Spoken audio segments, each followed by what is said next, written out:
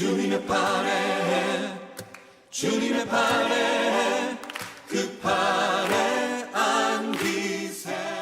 오늘 본문 골로새서 1장 21절에서 29절의 말씀으로 예수님 안에서 온전한 성도라는 제목의 말씀으로 함께 은혜를 나누기를 원합니다.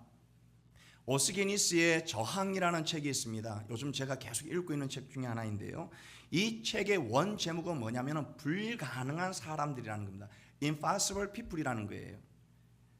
불가능한 사람, 이 말은 11세기에 베네딕트 수도원에 다미안이라는 수도사가 있었습니다. 이 수도사를 가리켜서 일컫는 말이기도 합니다. 오늘날 교회가 점점 세상을 향해 소금과 빛의 역할을 감당하고 있지 못하고 있습니다. 교회의 거룩성과 구별성을 상실해 가고 있는 시대에 살아가고 있다는 것이죠. 그런데 1000년 전에도 이런 모습이 있었다는 겁니다. 1000년 전에도 오늘과 같은 모습이 동일하게 그 시대에도 있었다는 것이죠. 교회는 타락하고 부패해져 갑니다. 종교적으로, 윤리적으로, 도덕적으로 타락해져 갑니다. 그 타락함이 일반 성도에서부터 성직자에게까지 모든 면에 있어서 다 번져져 있었다는 겁니다. 그 타락함이 어디까지 번져지느냐? 교회의 직분을 돈으로 사는 성직 매매가 이루어지기도 합니다. 또한 오늘날에도 이슈가 되고 있는 동성애 문제가 그 당시에도 동성애가 여전히 난무하고 있었고 인정되어졌고 허용되어졌던 그런 시대여졌다는 겁니다. 더 나아가서 신학적으로도 부패했다는 거죠. 하나님의 말씀을 왜곡하고 이단의 사상들이 교회를 무너뜨리고 교회에 들어오는 일들이 있었다는 겁니다. 다미안은 이러한 신앙적, 교회적 본질에서 벗어나고 부패했던 것에 대해서 강도 높게 비판을 하고 있습니다. 그래서 다미안을 일으켜서 뭐라고 말하고 있냐면은 조정 불가능한 사람, 뇌물이 토용하지 않는 사람, 타협하지 않는 사람이라는 별칭을 얻게 됩니다. 좀처럼 타협을 하지 않음으로 말미암아서 불편했지만은 다미안은 평생 단 한 명의 청중만을 의식하고 살았습니다. 그의 삶의 중심에는, 그가 바라보았던 삶의 중심에 있어서는 단 한 사람이 있었는데 그 한 사람이 누구였느냐? 바로 예수님이었다는 겁니다. 우리 성도님들, 여러분 인생 여정 가운데 바라보고 초점을 맞춰야 될 분은 누구냐? 오직 한 사람, 예수님이어야 한다는 겁니다. 예수님이어야 돼. 다른 건 없다라는 거예요. 다미안은 이렇게 예수님께 충성하고 복음의 진리를 지키기 위해서 타협하지 않았던 사람이라는 겁니다. 그리고 오직 이 복음의 진리를 위해서 헌신했던 사람이었다는 거죠. 예수님의 제자로서, 부름을 받은 하나님의 사람으로서 다른 것을 보지 않고, 다른 곳에 시선을 두지 아니하고, 다른 곳으로 나아가지 않고 오직 주님께 집중했던 하나님의 사람이었다는 겁니다. 사람들은 그로 인해서 불편해했습니다. 타협의 손을 내밀었지만 타협하지 않았습니다.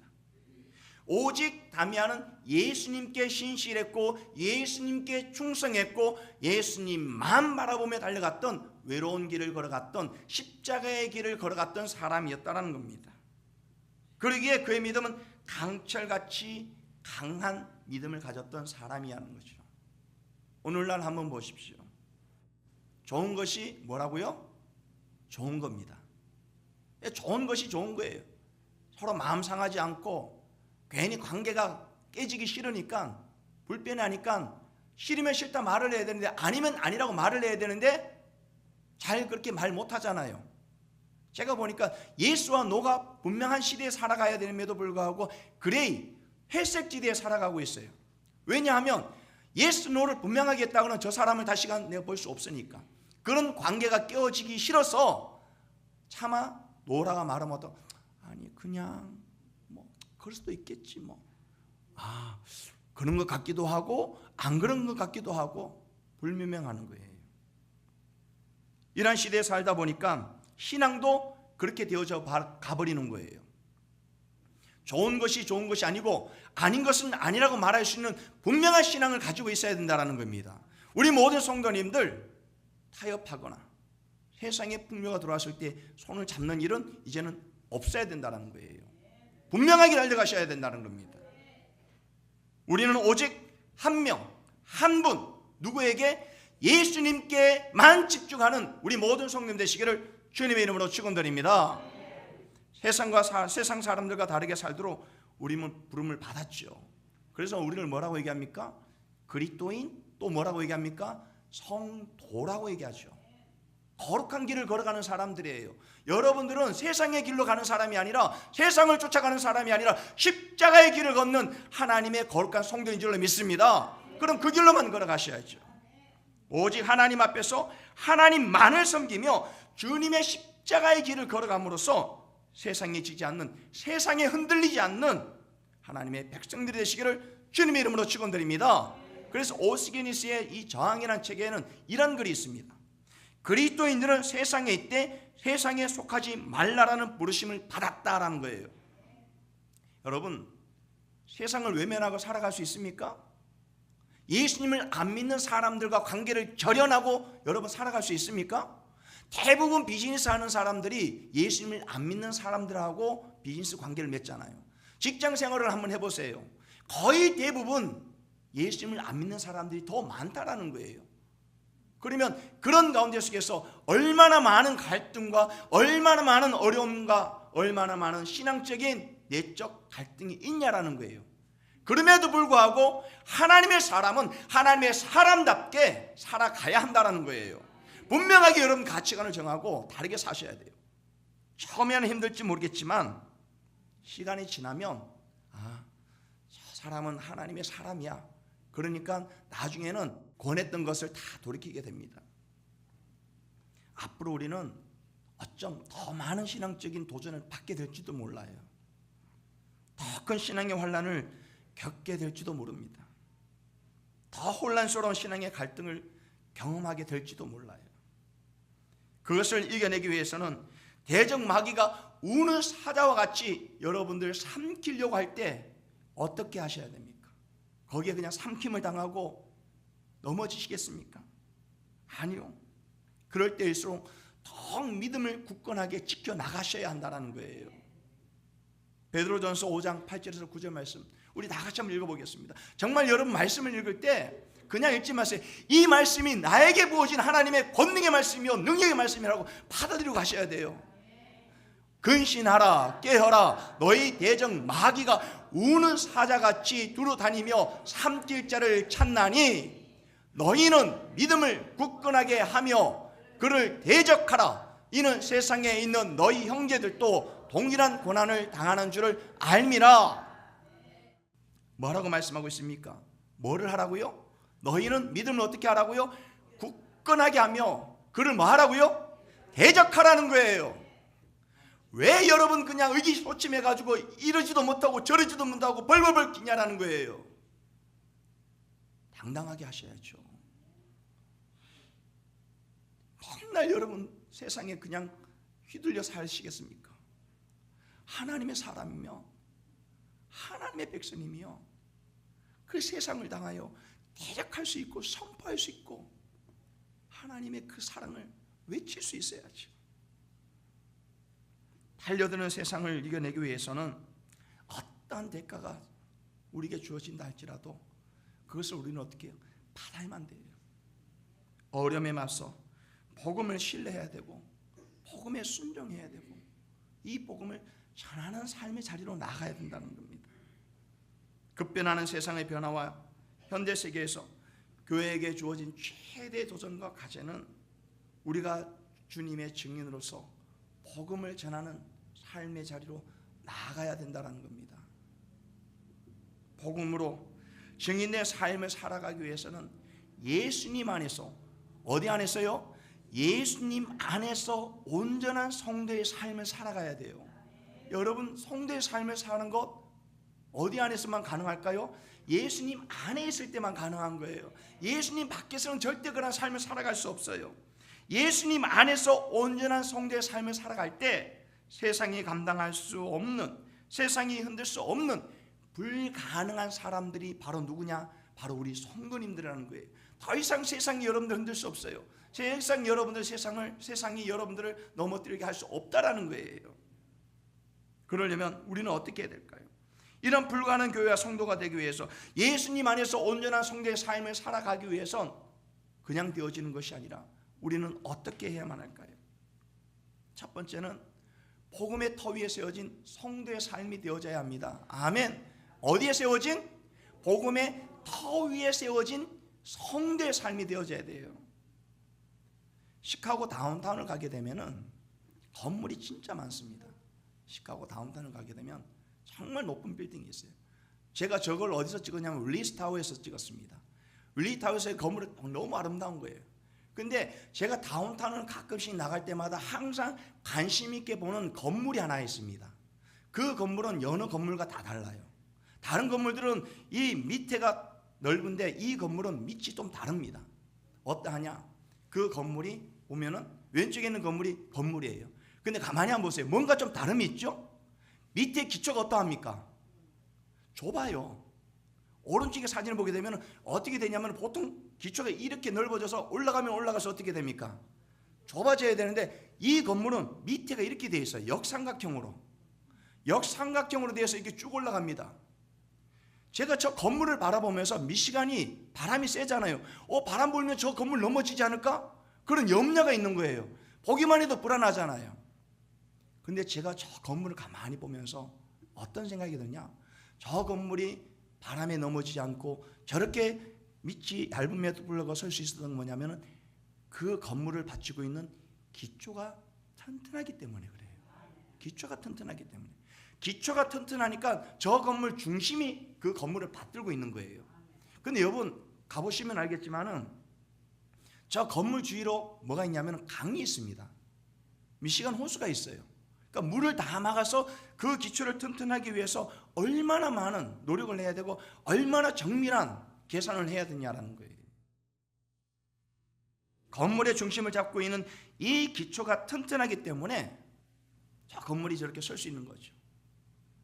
기초의 중요성은 건축 공학에서만 이루어지는 건 아니에요. 운동할 때도 기초가 중요합니다. 기본기가 잘 되어 있어야 운동 선수가 더 나은 실력을 갖출 수 있는 거예요. 사업을 할 때도 마찬가지예요. 사업의 시작을 잘 준비해야 그 다음에 사업이 또 이어갈 수 있는 거예요. 사람들과의 관계도 마찬가지입니다. 사람들과의 관계도 기본적인 관계가 잘 되어 있어야 돼요. 서로의 신뢰 관계가 되어 있어야 된다는 거죠. 저는 이 건물을 보면서 우리 성도님들의 신앙의 기초가 얼마나 중요한가를 다시 한번 깨닫게 되어졌어요. 여러분 신앙생활을 하면 신앙의 기초가 그 파운데이션이 튼튼하지 아니하면 조금 은혜 받고 교회 생활하고 막 잘합니다. 저분이 정말 일꾼이 될 것 같은데 라고 생각하면요 어느 한순간 자그마한 일에 실족해서 넘어지는 경우를 참 많이 봤습니다. 한번 여러분 스스로 한번 돌아보세요. 지금까지 여러분 신앙생활하면서 시험 든 일이 없었는가? 실족한 일이 없었는가? 많이 있었죠. 그런데 그럼에도 불구하고 넘어지지 않았던 것은 여러분들의 신앙의 기초가 튼튼했기 때문에 그런 거예요. 여러분의 신앙의 기초가 튼튼하지 않으면 조금 잘하다가 그냥 넘어지게 돼 있다라는 거예요. 성숙한 그리스도인으로 자랄 수 있는 것은 신앙의 기초가 튼튼할 때 가능하다라는 것을 저 건물을 통해서 제가 깨닫게 된 거예요. 그러기에 오늘 본문은 우리에게 뭐라고 말씀하고 있냐면은 복음의 기초 위에 서 있으라고 말씀하고 있는 거예요. 본문으로 한번 돌아와 보겠습니다. 23절 말씀 한번 읽겠습니다. 다 같이 읽겠습니다. 시작. 만일 너희가 믿음에 거하고 터 위에 굳게 서서 너희 들은 바 복음의 소망에 흔들리지 아니하면 그리하리라. 이 복음은 천하 만민에게 전파된 바요 바울은 이 복음의 일꾼이 되었노라. 아멘. 이 말씀 속에서 뭐라고 말씀하고 있죠? 만일 너희가 어디에요? 믿음에 거하고 터 위에 굳게 서라고 말씀하고 있는 거예요. 자, 본문 말씀 속에서 두 가지를 이야기하고 있습니다. 어디 안에 거하라고요? 믿음 안에 먼저 거하라는 거예요. 그리고 터 위에 굳게 서 있으라는 거예요. 무엇을 말씀하고 있습니까? 복음의 기초 위에 분명히 서 있어야 한다는 거예요. 예수님 안에 있어야 된다는 겁니다. 그렇지 않으면 우리의 신앙의 기초가 제대로 세워질 수 없다는 거예요. 마태복음 7장 24절에서 27절을 보게 되면 어떤 비유가 나옵니까? 건물을 짓는 비유가 나오죠. 반석 위에 집을 짓는 사람은 모래 위에 집을 짓는 사람과 다르다라는 거예요. 여러분, 집을 지을 때 모래 위에 집을 짓는 사람이 있습니까? 없습니까? 없지요. 누가 모래 위에 집을 짓습니까? 가장 먼저 기초를 보죠. 그 땅의 집안이 어떻게 되어 있는가를 먼저 보는 거예요. 물이 흐르는데 그 위에 집을 짓는 사람이 있어요? 없지요. 그 집안이 튼튼하고 물이 흐르지 않고 단단한 곳 위에 집을 짓는 겁니다. 모래 위에 집을 지어버리면 그 집은 금방 무너지는 거예요. 그러나 반석 위에 세워진 집은 넘어지지 않아요. 흔들리지 않아요. 어떤 경우에서도 버틸 수 있는 거죠. 주님의 말씀을 듣고 행하는 자가 바로 반석 위에 집을 세운 자와 같다라고 말씀하고 있는 거예요. 그러면 여러분들의 신앙의 기초는 어디에 있어야 돼요? 예수님 위에 있어야 되고 주님 안에 있어야 되고 복음이 여러분 신앙의 기초가 되어져야 한다는 겁니다. 그런데 복음의 기초가 여러분 신앙의 기초가 되기 위해서는 나는 어떤 존재였는가를 우리는 알아야 된다는 거예요. 왜 우리가 복음에 서 있어야 되는가? 왜 예수님 안에 있어야 되는가? 21절 말씀 한번 보겠습니다. 21절 말씀 우리 다 같이 읽겠습니다. 시작. 전에 죄 악한 행실로 멀리 떠나 마음으로 원수가 되었던 너희를. 아멘. 이 말씀 속에서는 우리를 어떤 존재로 보고 있습니까?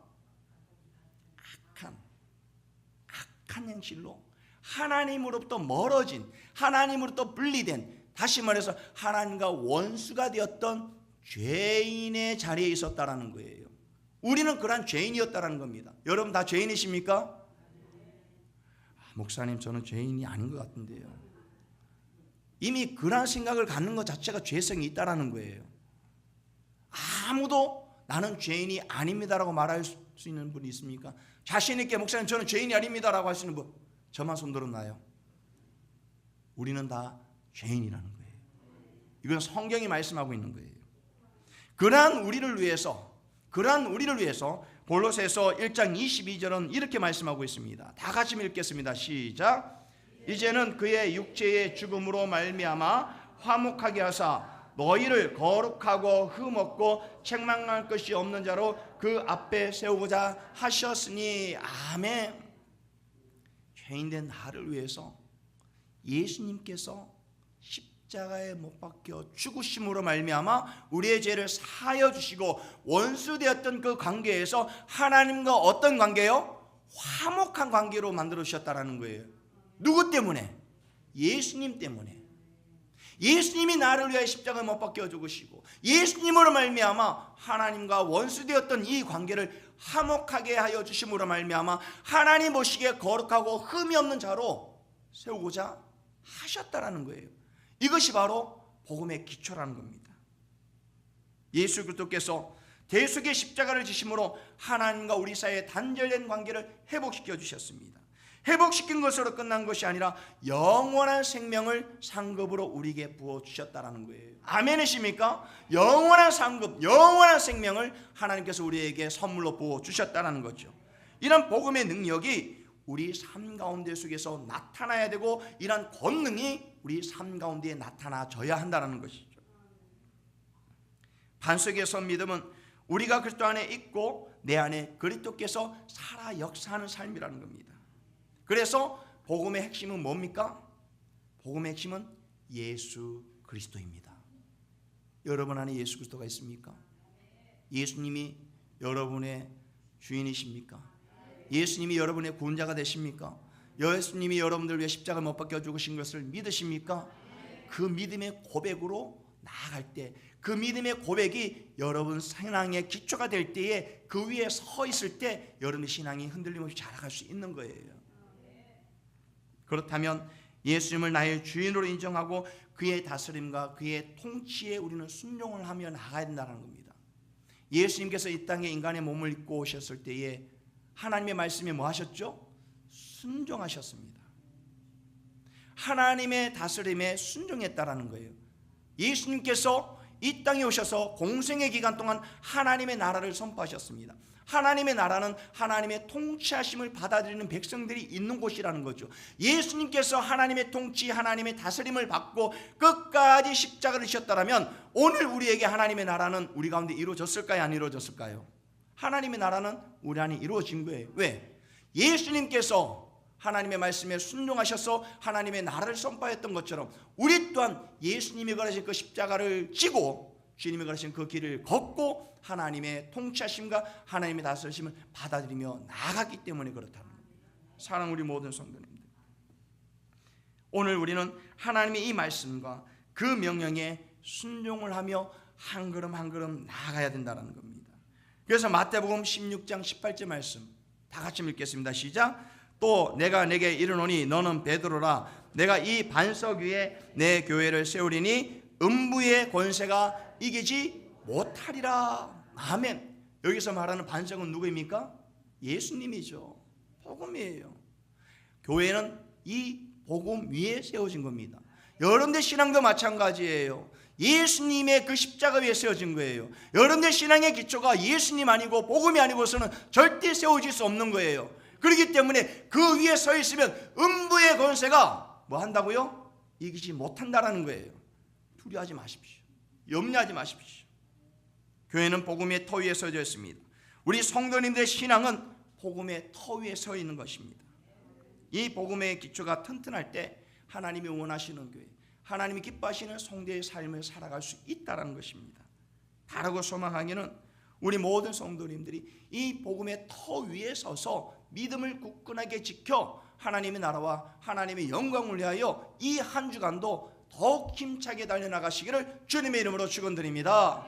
두 번째는 뭐냐면 복음의 소망으로 흔들리지 않는 성도의 삶을 살아야 된다는 겁니다. 복음의 소망으로 뭐하지 않는 성도, 흔들리지 않는 성도의 삶을 살아가야 된다는 거예요. 23절 말씀 한번 보겠습니다. 다 같이 읽겠습니다. 시작.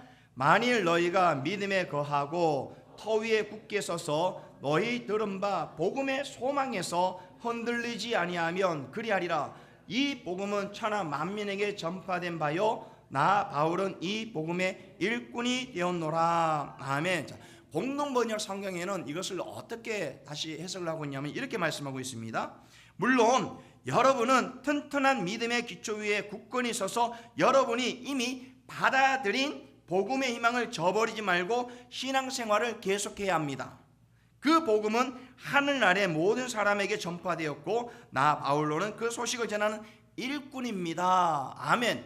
여기서 뭐라고 말씀하고 있냐면 받아들인 복음의 희망을 저버리지 말고 신앙생활을 뭐 하라고요? 계속해 나가라는 거예요. 다시 말해서 복음이 우리에게 소망이기 때문에 그 소망을 붙들고 어떤 흔들림이나 풍파가 온다 할지라도 믿음의 길을 포기하지 말고 계속해서 유지해 나가라는 거예요. 오늘 우리에게 전해진 이 복음은 하나님과 원수가 되었던 이 관계를 회복시켜 주셨습니다. 죄의 종로를 살아가고 있던 우리들을 위해 예수님께서 십자가의 저주를 친히 담당하셨어요. 그리고 우리를 자유케 해주시고 자유케 해주신 자유의 복음이라는 겁니다. 진리 되신 예수님께서 우리를 자유케 해주셨습니다. 그러기에 이 자유함의 기쁨과 즐거움과 은혜를 저버리지 말고 이 믿음의 길을 지켜나가라는 거예요. 이것은 복음의 과거성과 현재성과 미래성입니다. 예수님을 믿었죠? 예수님을 믿고 구원함을 받았죠? 이것은 이미 지나간 거예요. 그러면 그 믿음을 가지고 오늘 우리는 어떻게 해요? 이 믿음의 길을 걸어가야 돼요. 현재를 살아가야 되는 겁니다. 그런데 여기로만 끝나는 것이 아니라 우리에게는 무엇이 있습니까? 미래가 있는 거예요. 복음의 소망이 뭡니까? 언젠가 하나님 앞에 섰을 때에 얻게 될 영원한 생명, 영원한 멸류관, 저 천국이다 소망이 있는 거예요. 여러분 그러한 소망이 있습니까? 그 길은 어떻게 이루어집니까? 그것은 어떻게 성취되어집니까? 여러분들이 열심히 신앙생활 한다고요? 봉사한다고요? 아니라는 거예요. 어떤 노력으로도 그것을 이룰 수 없습니다. 어떻게 이루어집니까? 예수님으로 말미암아 이루어지는 거예요. 복음으로 말미암아 이루어지는 거예요. 여러분이 저보다 좀 더 많은 지식을 갖고 있고 저보다 외적으로 좀 더 낫다고 해서 이루어지는 겁니까? 절대 그럴 수 없습니다. 아무리 못해도 여러분들보다 제가 나아요. 키도 낮고 모든 면 저는 괜찮아요. 근데 그걸로 제가 갈 수 있습니까? 그럴 수 없다라는 거예요. 오직 예수 그리스도로 말미암아 영원한 소망을 얻게 될 수 있다라는 겁니다. 그러기에 골로새서 1장 27절은 이렇게 말씀하고 있습니다. 다 같이 읽어보겠습니다. 하나님이 그들로 하여금 이 비밀의 영광이 이방인 가운데 얼마나 풍성한지를 알게 하려 하심이라. 이 비밀은 너희 안에 계신 예수 그리스도니 곧 영광의 소망이니라. 뭐라고요? 영광의 소망이라는 거예요. 하나님이 우리에게 주어질 그 영광의 소망을 바라보며 미래를 향하여 나아갈 수 있다는 겁니다. 그 소망을 약속으로 받았다면 오늘 이 복음의 소망에서 흔들리지 말아야 된다는 겁니다. 요동하지 말아야 된다는 거예요. 그런데 이 복음의 영광이 27절에서 뭐라고 말씀하고 있냐면 비밀의 영광이라고 말씀하고 있습니다. 여러분, 예수님을 믿기 전에는 우리가 어떠한 존재인가를 잘 알지 못했어요.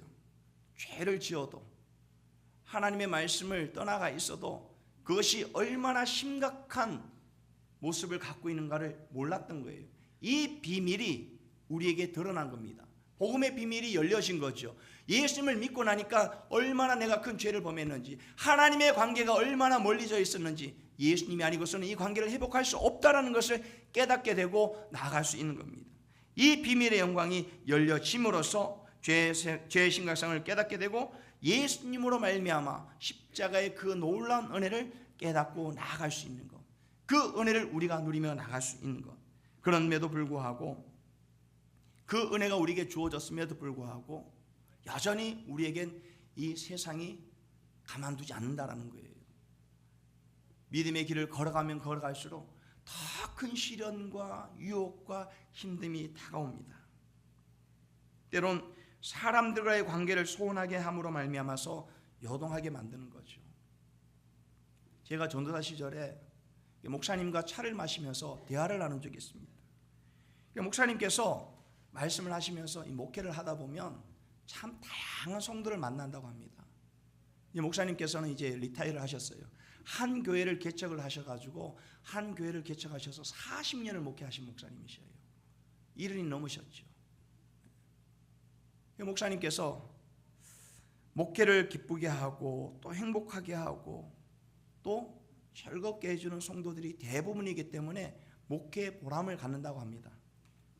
그런데 가끔씩 힘들게 하는 성도들이 있다고 합니다. 그러면서 저에게 힘들게 하는 성도가 어떤 성도인지 아느냐라고 물어보시는 거예요. 제가 전사 시절이니까 목회 경험도 없죠. 굳이 해봐야 학생들만 사역했고 주일학교 사역을 했으니까 목사님 잘 모르겠는데요. 제가 잘 모르겠습니다. 그랬어요. 그러니까 목사님께서 하시는 말씀이 딱 이거예요. 섭섭 귀신이 들린 성도. 섭섭 귀신이 들린 성도. 여러분, 섭섭하다는 말 아시죠? 섭섭하다, 서운하다. 섭섭한 마음이라고 하지 않습니다, 목사님께서. 저는 지금도 이 말이 저는 지금도 선명해요. 윤전도사, 섭섭 귀신 들린 성도 힘들어. 딱 이런 톤이에요. 중증도 분. 섭섭한 마음 들고 서운한 마음 들면 그 성도가 나중에 힘들게 한다는 거예요. 그러면서 저에게 말씀하시는 겁니다. 만약에 그러면 어떻게 하냐라고 저에게 묻는 거예요. 제가 어떻게 대답했을까요? 아니 목사님, 그러면 가시는 빼버려야 돼요. 섭섭하게 하는 사람 그냥 빼버려야 됩니다, 목사님. 그 섭섭하게 하는 사람이 자꾸 놔두면 옆구리에 가시가 되어져서 힘들게 하면 나중에 그 가시를 빼내지 않으면 염증이 생기면 더 큰 상처가 생기니까 목사님 그러면 그냥 그 빼버려야 돼요. 가시 같은 거 빼버려야 됩니다. 저 그렇게 얘기했습니다, 그때. 근데 지금도 생생합니다. 목사님이 이렇게 말씀하셨어요. 목회는 아파도 참아야 하는 것이야. 목회는 아파도 참아야 하는 것이야. 그때는 제가 젊었기 때문에 그 뜻을 잘 몰랐어요. 근데 시간이 흘러가면 흘러갈수록 목사님의 말씀을 이제 조금 이해할 것 같아요. 조금요. 성도 여러분, 신앙생활을 하다 보면 많은 어려움과 시련이 다가옵니다. 그럴 때마다 큰 걸로 인해서 넘어지는 게 아니에요. 아주 작은 것. 뭐 그런 걸 가지고 그래. 여러분 부부싸움 할 때 보세요. 큰 걸로 싸움하는가? 거의 그렇지 않습니다. 조그만 걸로 싸움해요.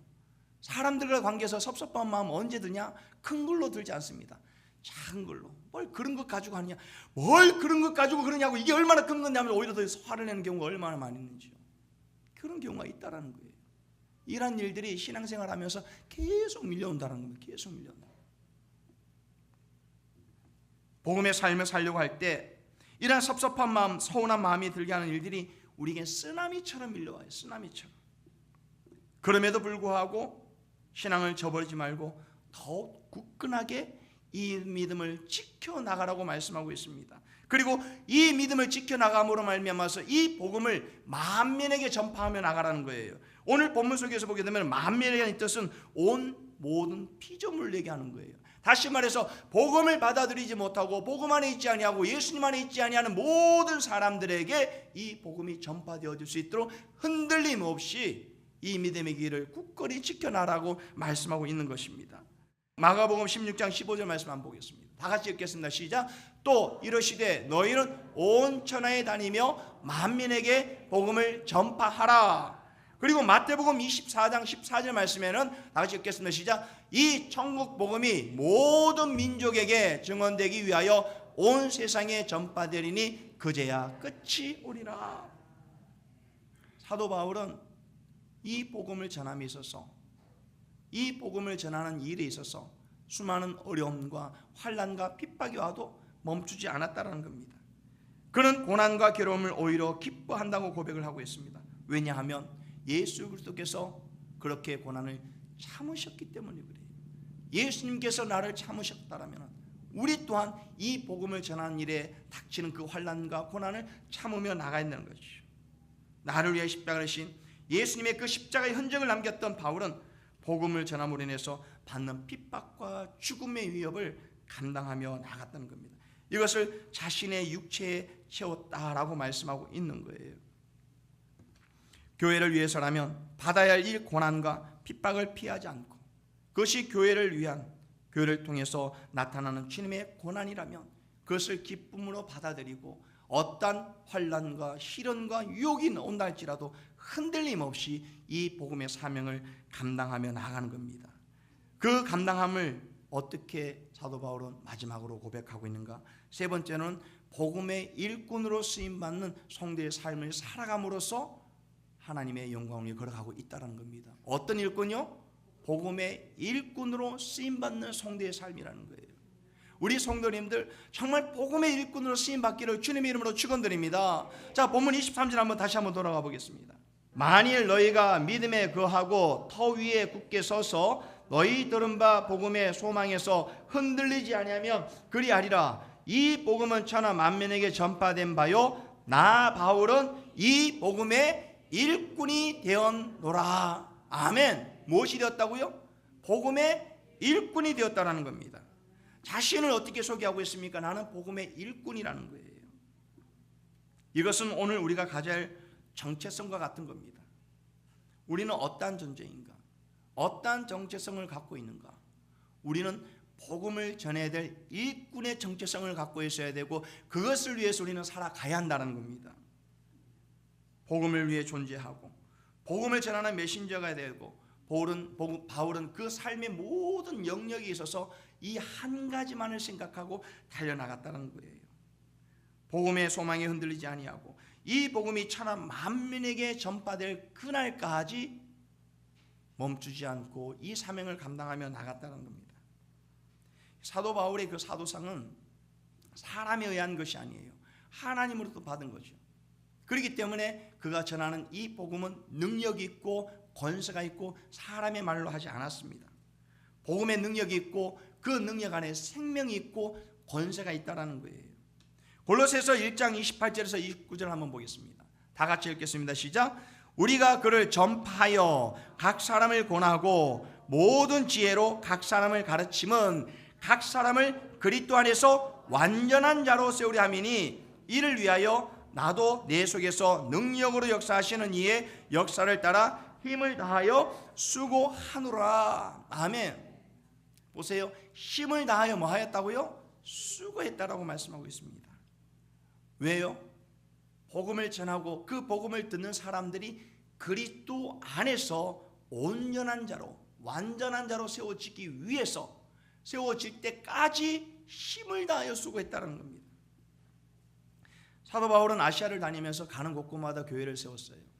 실질적으로 사도 바울이 회심하고 죽기 전까지, 감옥에 갇히기 전까지 그가 본격적으로 사역을 하고 본격적으로 1차에서 4차에 걸친 아시아 전도 사역을 하는 그 기간이 한 13년에서 한 15년 정도로 보고 있습니다. 어떤 학자들은 10년으로 보고 있죠. 근데 10년에서 13년, 15년 정도 이 기간 동안에 그런 아시아를 다니면서 복음을 전했는데 그 다닌 거리가 얼마나 되는 줄 아십니까? 자그마치 10,000마일입니다. 10,000마일. 10,000마일이에요. 10,000마일이면 키로로 따지면 1,400km 정도. 한 지구 한 반 정도 될까요? 엄청난 거리죠. 여러분 앵커리지에서 차를 타실 때 1년에 한 10,000마일 타십니까? 제가 보니까 10,000마일 쉽지 않더라고요. 보니까 거리가 길지 않으니까. 근데 그 10,000마일 되는 거를 사도 바울은 어떻게 했습니까? 걸어 다닌 거예요. 가는 곳곳마다 그는 뭐 했습니까? 교회를 세웠습니다. 신약 성경이 총 몇 권이에요? 27권입니다.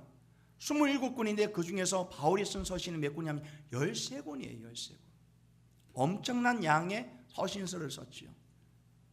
그 한 사람이 남겨준 그 사역의 흐름이, 사역의 성과가 어마어마한 거죠. 그러면 여러분들이 바울처럼 복음의 일꾼이 될 수 있을까요? 없을까요? 될 수 있다라는 거예요. 왜? 복음의 기초에 서 있기 때문에. 그 일을 감하면서 40에 한 대를 감한 매를 맞았습니다. 40에 한 대를 빼면 몇 대가 되는가요? 39대가 되는 거예요. 왜 그러면 40대를 때리지 않느냐? 40대 곤장을 맞게 되면 사람들이 거의 대부분 죽습니다. 이 당시에 곤장을 때릴 때에 20대 이상을 때리지 못합니다. 왜? 20대가 넘어가면 사람이 죽으니까. 그런데 40대를 때리면 39대까지 때렸다가 그 사람이 살아있고 40대를 때리면 살아있으면 아, 이 사람은 하나님의 사람이구나라는 것을 인정하기 때문에 그래요. 그러한 고통과 그러한 어려움과 그러한 시련에도 불구하고 사도 바울은 누구의 일꾼이 되었다고요? 복음의 일꾼이 되었다라는 거예요. 고린도후서 11장 23절에서 27절 말씀 길지만 한번 가만히 묵상하면서 한번 보세요. 어떤 길을 걸어가는가? 복음의 일꾼이 되기 위해서 사도 바울이 어떤 일을 감당했는가? 다 같이 한번 읽겠습니다. 시작. 그들이 그리스도의 일꾼이냐? 정신없는 말을 하거니와 나는 더욱 그러하도다. 내가 수고를 넘치도록 하고 옥에 갇히기도 더 많이 하고 매도 수없이 맞고 여러 번 죽을 뻔하였으니 유대인들에게 40에서 한 감한 매를 5번 맞았으며 3번 태장으로 맞고 1번 돌로 맞고 3번 파선하고 일주야를 깊은 바다에서 지냈으며 여러 번 여행하면서 강의 위험과 강도의 위험과 동족의 위험과 이방인의 위험과 시내의 위험과 광야의 위험과 바다의 위험과 거짓 중에 위험을 당하고 또 수고하며 애쓰고 여러 번 자지 못하고 줄이며 목마르고 여러 번 굶고 춤고 헐벗습니다. 누가 이 일을 감당했습니까? 바울이요. 왜요? 무엇 때문에요? 복음의 일꾼이 되었기 때문에 그래요. 이 일이 여러분들에게 닥친다라면 그것을 감당하면서까지 이 복음의 사명을 감당할 수 있겠습니까? 결코 쉽지 않아요. 결코 쉽지 않아요. 바울이기 때문에 그것을 감당했습니까? 아니에요. 바울 안에 예수님이 계시기 때문에 그래요. 여러분 안에 복음이 있다라면, 정말 예수님이 여러분 안에 있다라면 예수님 안에서 온전한 성도로 살아가기를 원하시는 분이 바로 하나님이라는 거예요. 그러면 사도 바울이 이렇듯 복음의 일꾼으로 쓰임 받았다라면 우리 모든 성도님들이 이러한 복음의 일꾼의 사명을 감당할 수 있기를 주님의 이름으로 축원드립니다. 복음의 일꾼으로 목숨을 걸고 이 사명을 감당했어요. 사람을 탓하지도 않았고 원망하지도 않았습니다.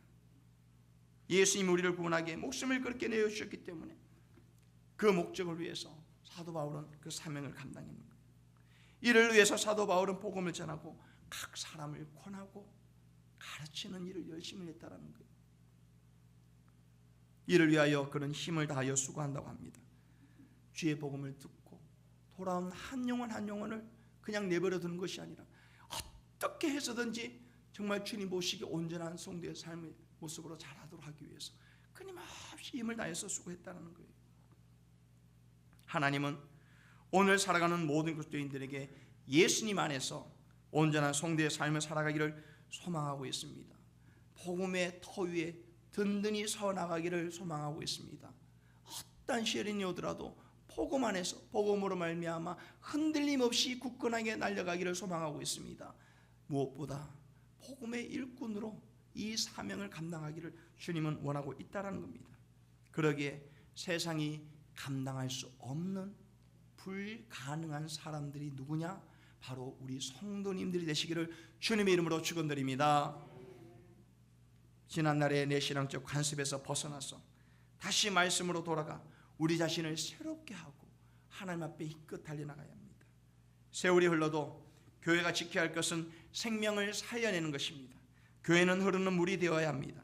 끊임없이 새로운 물이 들어와야 하고 그 들어온 물을 다시 다른 곳으로 흘려 보내야 한다는 겁니다. 그 물이 모여서 바다를 이루게 되는 거죠.